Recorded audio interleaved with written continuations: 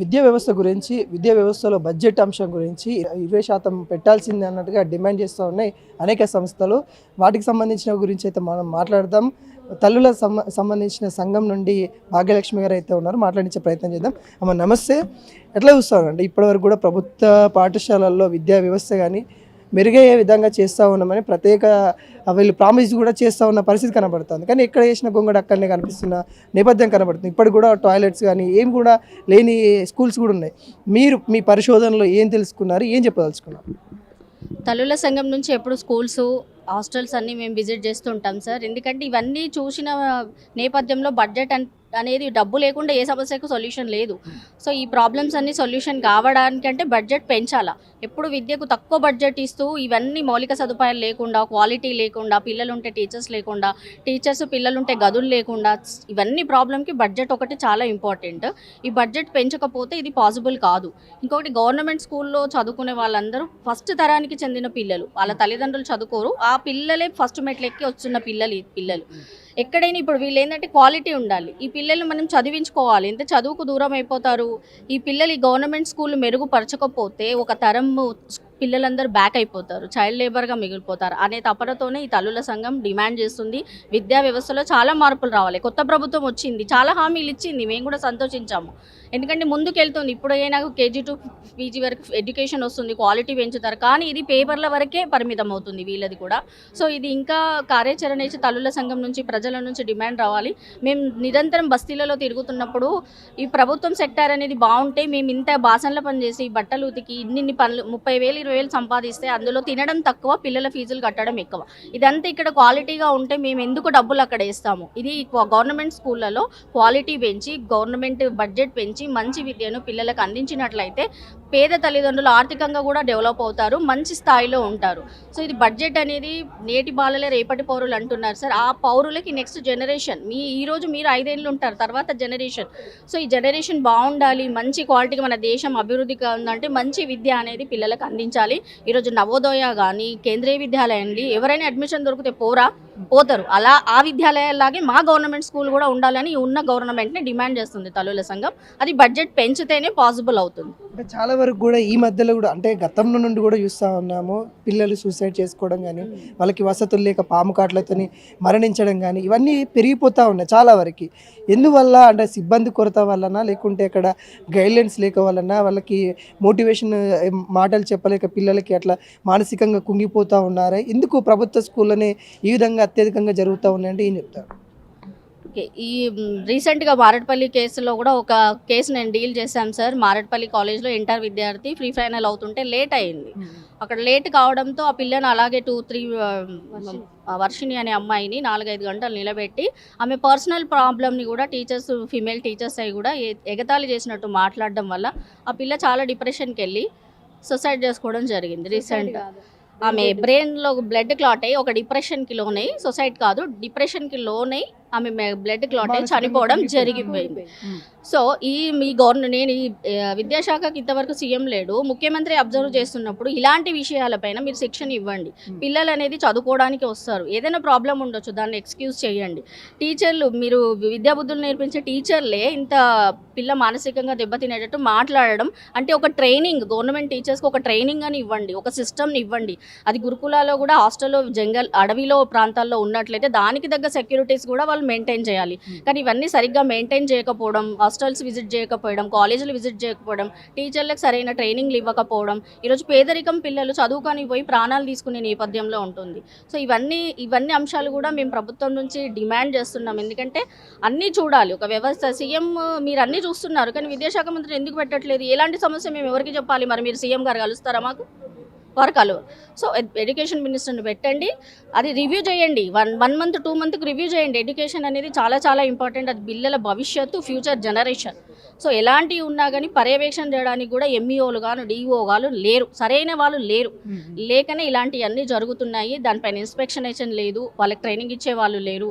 So ఇవన్నీ మెరుగుగా పరచాలని తల్లుల సంఘంలోని నిరంతర పోరాట కార్యక్రమం జరుగుతూ ఉంటుంది. మేడం మీరు చెప్పండి, అంటే మీరు చూస్తున్న స్కూళ్ళల్లో ఎటువంటి ఇబ్బందులు ఎదుర్కొంటా ఉన్నారు స్టూడెంట్స్ వాళ్ళు? ఈ అధికారులు ఎందుకు కొంత అజాగ్రత్తగా వ్యవహరిస్తూ ఉన్నారు? ఎందుకు సీఎం రేవంత్ అంటే ఎడ్యుకేషన్ తన దగ్గరనే ఉంది కాబట్టి మినిస్టర్ నుండి ఏమైనా ఆదేశాలు రావట్లేదా? ఎందుకు వైఫల్యం అవుతా ఉంది విద్యా వ్యవస్థ అంటే ఏం చెప్తారు? మేము ఎదుర్కొన్నది ఏంటంటే బస్తీలలో తిరుగుతాం మామూలుగా. బస్తీలలో హాస్టళ్ళల్లో విజిట్ చేస్తుంటాం. మా తల్లుల సంఘం నుంచి నేను కో కన్వీనర్, నా పేరు శోభ. అయితే పిల్లలు ఒక 5-6 వరకు చదువుతున్నారు స్కూళ్ళల్లో. ఆ తర్వాత ఇక వాళ్ళ చదువు దేవుడెరుగు, దాన్ని పట్టించుకునే నాదుడైతే లేడు వస్తాడన్న నమ్మకం కూడా లేదు. ఎందుకంటే ఇంటర్ డిగ్రీ చదివింది అన్న పిల్లల్ని ఒక్కరిని చూపియండి, తరగతికి తగ్గ చదువులు ఏడా లేవు, అక్షరం ముక్క పిల్లలకు వస్తలేదు. దీన్ని పట్టించుకునే నాదుడు లేదు. దీన్ని పట్టించుకోవాలని అంటే ఒక జిల్లా వైజ్గా ఒక కలెక్టరు నెలకొక్కసారి పోయి స్కూళ్ళు కానీ కాలేజీలు కానీ విజిట్ చేసి ఏమున్నాయి ఏం లేవు అని విజిట్ చేస్తే కదా అక్కడ పరిష్కారం కనిపించేది. మేము తల్లిదండ్రులుగా ఎంతసేపు మా పిల్లలకి కొరత ఉంది అని మీటింగులు పెట్టి ర్యాలీలు చేసి ధర్నాలు చేస్తే ఎవరికి పోతుంది? ఇది ఈ మీడియా చూస్తుంది అంతే, ఆడికే ఈ రోజుకి మారకే ముగింపు అయిపోతుంది. దీన్ని పట్టించుకునే నాదుడెవడు? సీఎం కావాలి కదా, అయిననే కదా. విద్యాశాఖ మంత్రి లేనిది మేము లెటర్లు పెట్టాలంటే ఏడికి పోయి పెట్టాలా? ఎవరికి ఇవ్వాలా? ఎంతసేపు మేము మొత్తుకునుడు తప్పితే వాళ్ళకు ఉండాలి, చిత్తశుద్ధి వాళ్ళకు ఉండాలి. ఎన్నికల హామీ కూడా ఇస్తూ ఉన్నారు జిల్లాల వారీగా, మండలాల ఇచ్చుడు తప్పితే ఇచ్చుడు తప్పితే అవి నెరవేర్చుడు వాళ్ళ అసలు లేదు. ఇప్పుడు 2.5 సంవత్సరాలు కావస్తుంది ప్రభుత్వం వచ్చి కూడా. ఇప్పుడైతే స్కూళ్ళ పరిస్థితి అయితే ఏడేసిన గొంగడి గానే ఉంది. కాబట్టి మా తల్లుల సంఘం నుంచి మేము ఒప్పుకునే పరిస్థితి లేదు.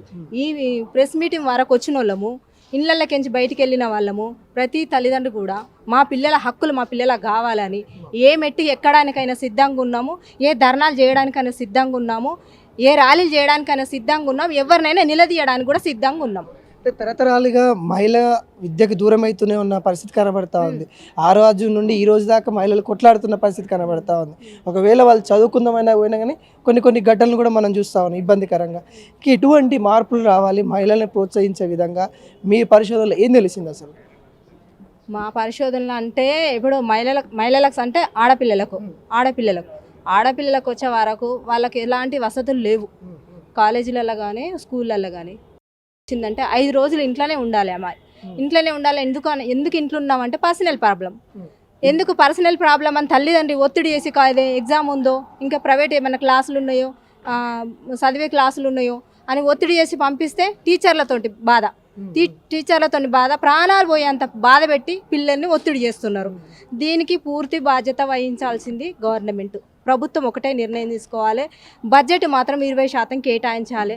ప్రతి ఒక్క వసతులు మొత్తం పూర్తి కావాలని అంటే 20% బడ్జెట్ కేటాయించాలి. మహిళలకైనా సరే, చిన్నపిల్లలకైనా సరే, ప్రైమరీ స్కూల్ అయినా సరే, హై స్కూల్ అయినా సరే, కాలేజీలు అయినా సరే, గురుకులాలు అయినా సరే.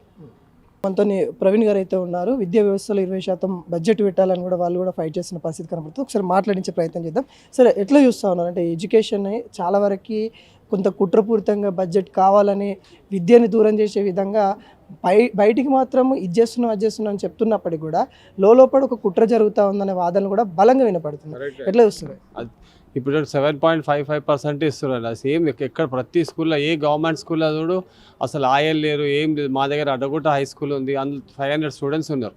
500 స్టూడెంట్స్లో ఇంకా ప్లస్ 15-16 రూమ్స్ ఉన్నాయి. ఒకటే ఆయమ్మ ఉంది.